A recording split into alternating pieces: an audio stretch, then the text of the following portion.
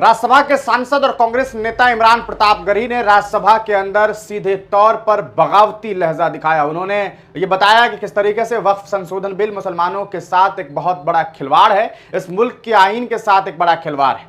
इसके बाद उन्होंने बिहार के मुख्यमंत्री नीतीश कुमार, बिहार के एक केंद्रीय मंत्री हैं, आप जानते हैं, चिराग पासवान, जीतन राम मांझी, जयंत चौधरी और दीगर कई नाम उन्होंने लिए और उन्हें चेतावनी दी। उन्होंने बताया, इमरान प्रताप गढ़ी ने कहा कि आप याद रखिएगा कि जब जंगल में आग लगती है तो वहां हर एक को चपेट में आना पड़ता है। क्या कुछ इमरान ने कहा है, आप इस वीडियो को देखिए। कि मैं आज जद पे हूं तो इतना खुशगुमान न हो, मैं आज जद पे हूं तो इतना खुशगुमान न हो, चराग सबके बुझेंगे, हवा किसी की नहीं। नीतीश कुमार जी हो, चंद्रबाबू नायडू जी हो, चिराग पासवान जी हो, जयंत चौधरी जी हो, देवे गौड़ा जी हो, जीतन राम मांझी जी हो, सबको समझना पड़ेगा कि जब जंगल में आग लगती है तो न वो बरगद बचते हैं जो हवा को आंधी में तब्दील करते हैं, न वो बांस बचते हैं जो आपसी रगड़ से चिंगारी पैदा करते हैं। सभापति महोदय, जब देश को मनमोहन सिंह साहब जैसा काबिल प्रधानमंत्री मिलता है तो देश को आरटीआई जैसा एक्ट मिलता है, सेज जैसा एक्ट मिलता है, मनरेगा जैसा एक्ट मिलता है, लिबरलाइजेशन मिलता है, राइट टू एजुकेशन मिलता है, नेशनल फूड सिक्योरिटी एक्ट मिलता है। लेकिन जब देश को सौगातें मोदी मिलती है तो क्या मिलता है? सीए मिलता है, फॉर्म्स लॉ मिलता है, आर्टिकल 370 मिलता है, इलेक्टोरल बॉन्ड जैसा एक्ट मिलता है और वक्फ अमेंडमेंट एक्ट जैसे बिल देश को मिलते हैं। मुझे तो अपने हमवतन भाइयों से पूछना है कि आपको अपने बच्चों की तरक्की, खुशहाली और नौकरी की दरकार है या फिर मुसलमानों की दान की गई जमीनों को लूटकर धन्ना सेठों को देने की साजिश करने वाले कानून की? सभापति महोदय, यह सरकार रात के 3 बजे तक पूरे देश को जगा करके संसद में अपने ही नागरिकों को नीचा दिखाने के लिए वक्फ बिल ला रही थी, तो उधर रात के 1:30 बजे अमेरिका हम पर 26% टैरिफ लगा रहा था। सरकार की प्राथमिकताएं देश को पता। सभापति महोदय, मैं बहुत भावुक हूं आज, और मुझे अच्छा लगा कि आदरणीय नेता सदन जगत प्रकाश नड्डा जी ने बहुत अच्छी बातें भी की, मन से बातें की। क्योंकि उनके नाम में प्रकाश जुड़ा है तो मैं उनमें हमेशा एक रोशनी की किरण देखता हूं। मैं उनके सामने बहुत अदब से यह बात कहना चाहता हूं कि चरागों के सफर में दबदबा हो आंधियों का तो फिर अंजाम जुल्मत के सिवा कुछ भी नहीं होगा। यह दुनिया नफरतों के आखिरी स्टेज पर है, इलाज इसका मोहब्बत के सिवा कुछ भी नहीं होगा।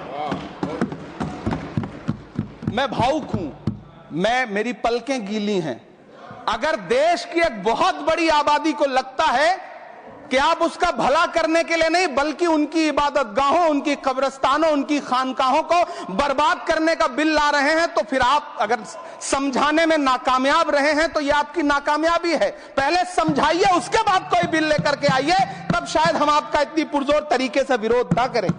लेकिन सभापति महोदय, मैं अंत में सिर्फ इतना कहना चाहता हूं कि इस बिल में जो भी पॉइंट्स दिए गए हैं, बॉम्सी पोर्टल देख लीजिए, सरकार का झूठ आपको पकड़ में आ जाएगा। हम डरे नहीं हैं, हम सिर्फ सरकार से अपील कर रहे हैं कि हमें अपना समझिए।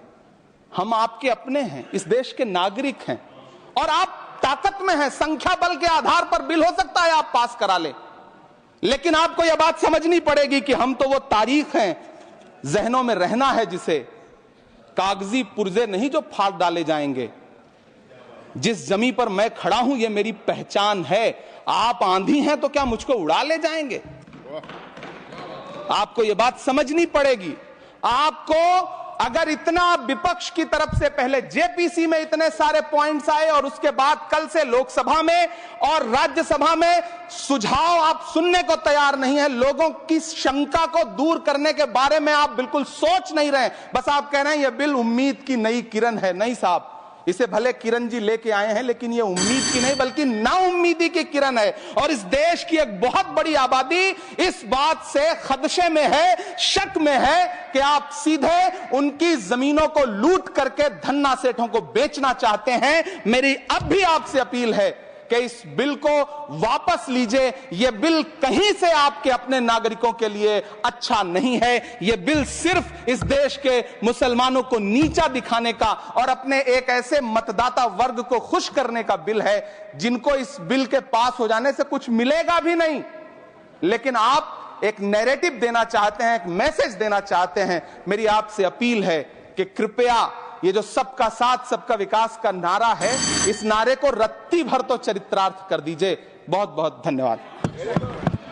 आपने सुना इमरान प्रतापगढ़ी को बड़े ही बेबाक लहजे में उन्होंने जो है ये बातें कही। हमने पूरा 15 मिनट का जो उनका बयान है वो हिंदुस्तानी मीडिया के ऑफिशियल यूट्यूब चैनल पर अपलोड किया हुआ है, आप जाकर के देख सकते हैं। उन्होंने बहुत शानदार स्पीच दिया और उन्होंने बताया कि कैसे वक्फ संशोधन बिल जो है इस मुल्क के मुसलमानों के साथ एक बड़ा खिलवाड़ है, इस मुल्क के मुसलमानों के ऊपर एक बड़ा हमला है। आपको बताते चले लगातार जो इमरान प्रतापगढ़ी हैं वो सदन में बोल रहे हैं और बोलते रहे हैं। मुसलमानों के मुद्दों पर उनसे बड़ी उम्मीदें होती है लोगों को, और इस बार वो सदन के अंदर तमाम मुस्लिम समाज के उम्मीदों पर खड़े उतरे। उन्होंने बहुत शानदार भाषण दी, उन्होंने तर्क और कहा सकता है जो सबूत हैं वो सब कुछ लोगों के सामने रख दिया और बड़ी ही बेबाकी के साथ उन्होंने बात की। चिराग पासवान, नीतीश कुमार, जयंत चौधरी और जीतन राम मांझी पर इसलिए वो कहीं ना कहीं खफा थे क्योंकि ये वो लोग हैं जिन्हें एक समाजवादी लीडर के तौर पर कबूल किया जाता था, लेकिन आज वक्त की ज़रूरत जब मुसलमानों को पड़ी, इस मुल्क के आईन पसंद लोगों को पड़ी, तो ये लोग एनडीए के साथ चले गए और इन्होंने उफ तक नहीं किया जो बीजेपी ने कहा वो करते गए। यही वजह है कि इमरान प्रतापगढ़ी काफ़ी गुस्से में भी नजर आए और उन्होंने इन तमाम लोगों को चेतावनी भी दे दी। आप इस वीडियो को देखने के बाद क्या सोचते हैं अपनी राय कमेंट सेक्शन में जरूर दीजिएगा। इमरान प्रतापगढ़ी के बारे में आपका क्या सारे ख्याल है, अपनी राय कमेंट सेक्शन में जरूर दीजिए। चैनल पर नए हैं तो सब्सक्राइब कीजिए, हो सके तो हमें ज्वाइन कीजिए, सपोर्ट कीजिए। बहुत बहुत शुक्रिया।